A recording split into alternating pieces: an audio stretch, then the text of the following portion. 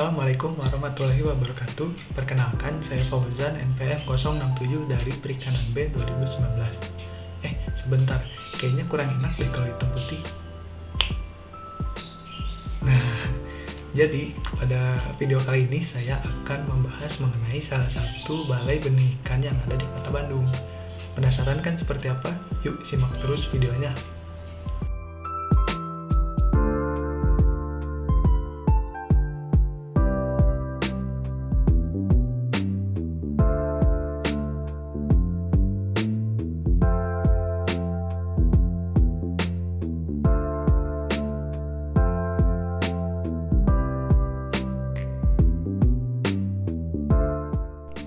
Balai ini bernama UPT Balai Benih Ikan Dinas Pangan dan Pertanian Kota Bandung. Balai ini merupakan salah satu balai benih ikan yang terletak di Jalan Sukaati nomor 1 Mengger, Kecamatan Bandung Kidul, Kota Bandung. Jaraknya tidak terlalu jauh dari rumah saya, hanya sekitar 7,3 km. Bila menggunakan motor akan sampai dalam waktu 20 menit. Balai ini cukup mudah untuk ditemukan meskipun berada di tengah-tengah pemukiman warga. Akses jalannya pun masih bagus dan mudah dilewati.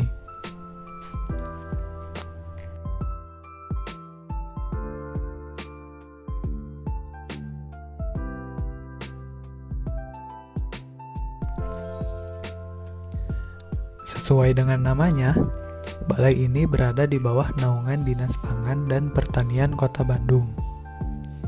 Balai ini sudah dirintis sejak tahun 2004 dengan nama UPT Pembibitan Tanaman Pangan, Hortikultura dan Pembenihan Perikanan. Kemudian diresmikan pada tahun 2017 sebagai UPT Balai Benih Ikan. Dari awal dirintis hingga diresmikan telah terjadi 3 kali pergantian ketua. Dapat dilihat di situ ada foto dari ketua balai yang sebelumnya bersama dengan masa jabatannya.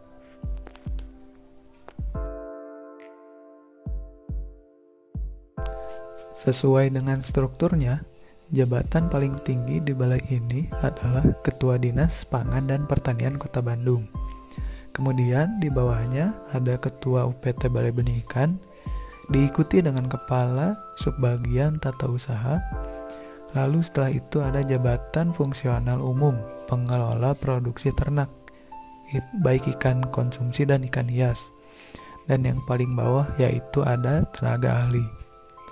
Pegawai di balai ini tidak hanya berasal dari Kota Bandung saja, namun ada juga yang berasal dari Tanjung Sari, Banjaran, dan Cirebon. Di balai ini juga terdapat 2 orang karyawan wanita.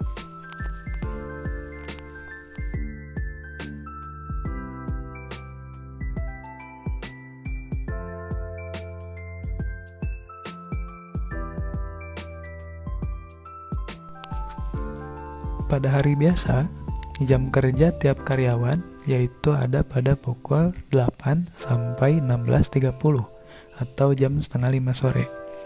Namun pada bulan Ramadan kali ini, jam kerja dipersingkat menjadi dari pukul 8 sampai jam 15 atau jam 3 sore. Dan ini berlaku juga untuk tenaga ahli. Selain itu, di balai ini juga terdapat apel rutin, rapat koordinasi, briefing, dan juga monitoring di dalam kegiatan di balai ini.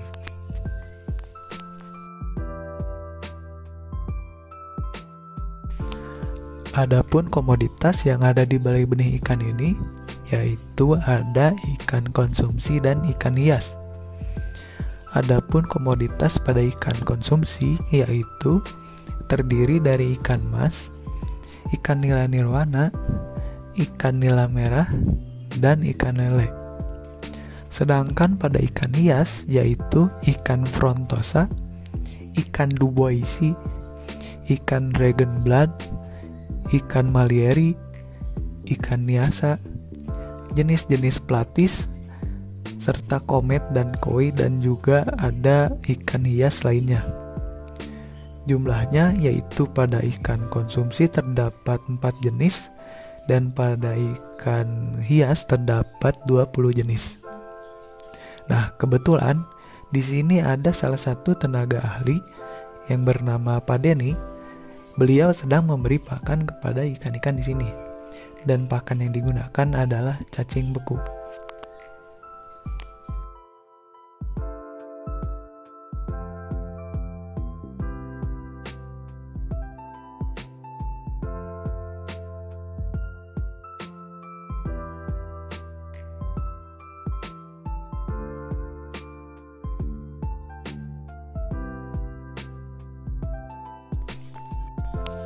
Dengan luas tanah 2.767 meter persegi, balai ini terdiri dari kantor, tempat pemeliharaan ikan, dan juga tempat parkir.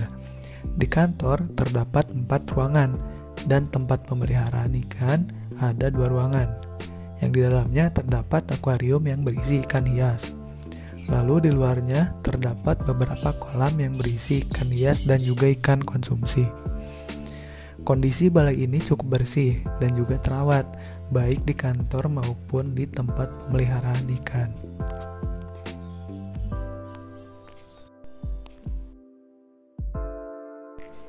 Dalam pemeliharaan ikan, terdapat SOP yang harus dijalankan oleh tenaga ahli.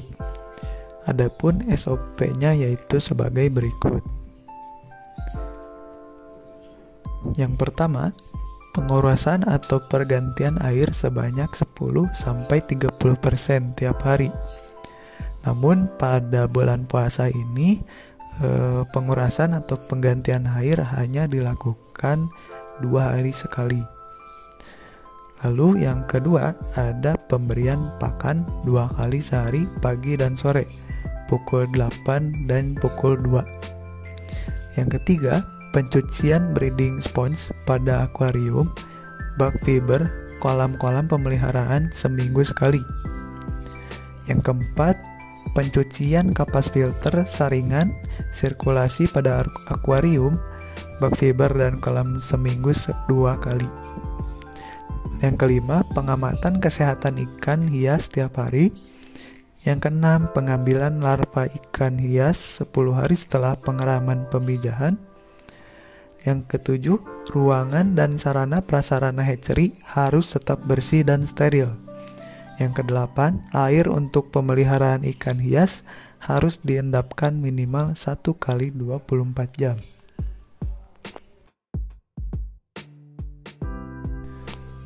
Benih-benih yang ada di balai ini tidak diperjualbelikan untuk umum kawan-kawan, tetapi benih ini digunakan untuk masyarakat yang membutuhkan. Untuk mengajukan bantuan, terdapat beberapa proses dan SOP yang harus dipenuhi, disebut dengan SOP bantuan benih ikan. Adapun SOP bantuan benih ikan terdiri dari: yang pertama, harus berbentuk kelompok. Yang kedua, mengajukan permohonan ke Dinas Pangan dan Pertanian lalu diketahui oleh kelurahan. Yang ketiga, disposisi, kemudian dilakukan survei kelayakan. Kelayakan ini dinilai dari masyarakatnya dan juga kelayakan tempat penebaran ikan yang akan digunakan. Lalu yang kelima, benih akan diberikan dengan berita acara serah terima bantuan benih.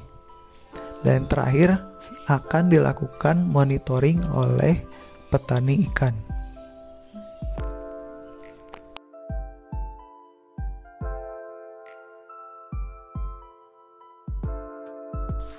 Perubahan yang terjadi selama pandemi adalah permintaan untuk bantuan menjadi lebih banyak dan meningkat dibandingkan permintaan pada saat sebelum terjadinya pandemi.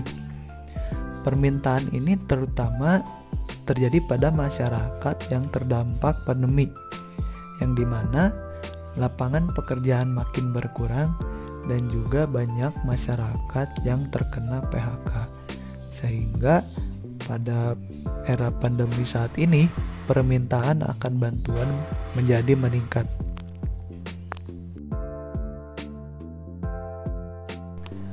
Kendala yang sering dihadapi oleh balai ini yaitu yang pertama ada cuaca. karena cuaca ini berpengaruh terhadap kesehatan ikan.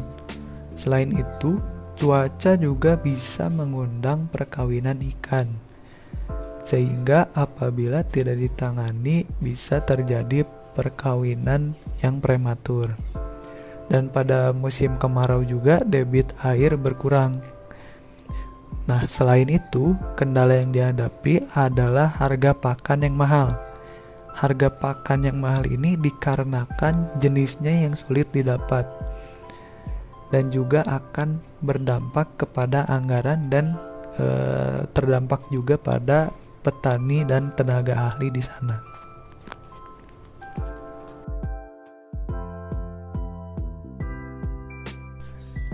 Jadi, balai ini merupakan salah satu balai yang menyediakan bantuan benih bagi masyarakat di daerah Kota Bandung. Permintaan akan bantuan di saat pandemi seperti ini menjadi meningkat. Ditambah lagi adanya kendala cuaca dan juga harga pakan yang semakin mahal. Meskipun begitu, balai ini tetap beroperasi dan mengusahakan agar permintaan dapat terpenuhi serta seluruh masalah bisa diatasi. Nah, gimana? Cukup menarik bukan balai benih ikan ini? Mungkin segitu saja yang bisa saya sampaikan. Mohon maaf apabila masih banyak kesalahan dan kekurangan. Terima kasih atas perhatiannya. Wassalamualaikum warahmatullahi wabarakatuh.